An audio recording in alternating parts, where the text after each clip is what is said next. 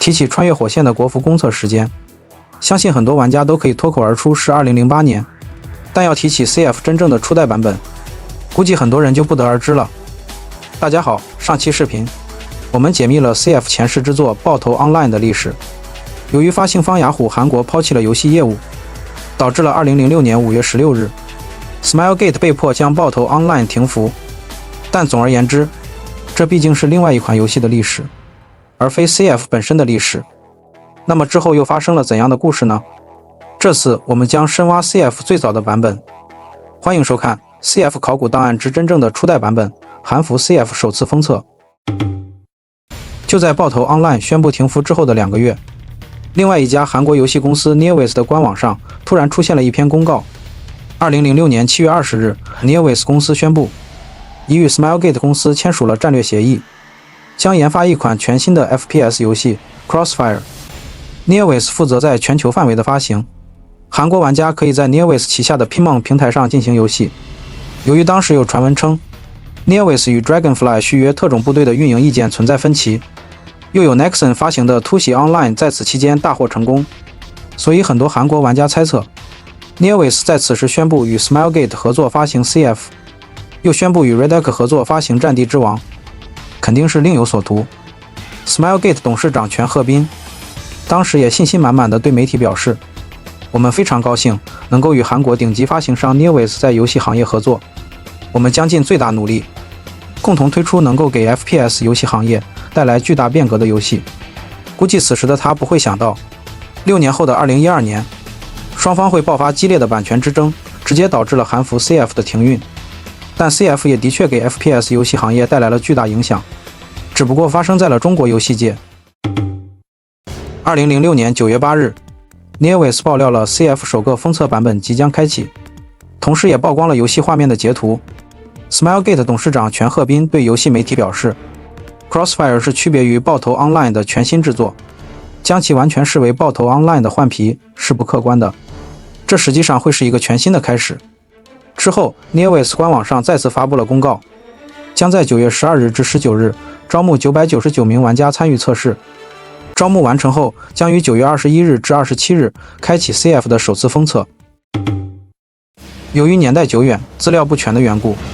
有些内容我只能推测，并不完全准确，还望大家理解。从当时保留下来的截图来看，客观来讲，最初的穿越火线更像是将爆头 Online 改为了仿 CS 1.6 的风格，尤其是下方的血量、倒计时、子弹数都是粗体淡黄色的数字，玩过 CS 的玩家肯定会非常眼熟。玩法方面， CF 的首个版本有爆破和团队2种模式，与爆头 Online 不同的地方在于已经将赏金玩法更新为我们熟知的携带背包武器，玩家不用像 CS 那样担心经济和宝枪的问题。武器方面，跟爆头 Online 里的武器基本相同，甚至有些武器的建模都没有修改，尤其是小刀的样子可以明显看出是直接拿过来的。角色方面，手册的 CF 只有一个角色，这就是斯沃特，但与我们现在所熟悉的斯沃特外观不同，初代版本的斯沃特2个阵营造型相同，保卫者的衣服颜色深蓝，潜伏者的衣服颜色偏绿。角色不支持自定义装版，第一人称下的角色手臂双方阵营没有区别。地图方面，初代 CF 应该是包含有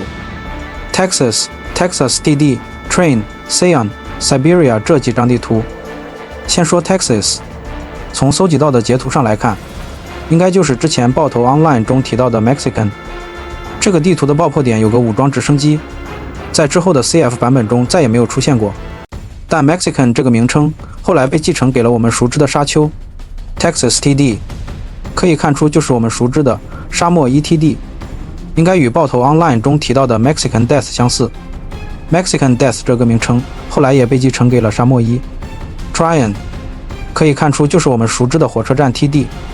但已经与爆头 Online 中 Tryon 的构造完全不同，只是沿用了这个地图名。 Seon 可以看出就是我们熟知的化工厂，这是到了 CF 才首次出现的地图，只不过这个时期的化工厂与后来我们熟知的构造差距很大。 Siberia 中文直译是西伯利亚，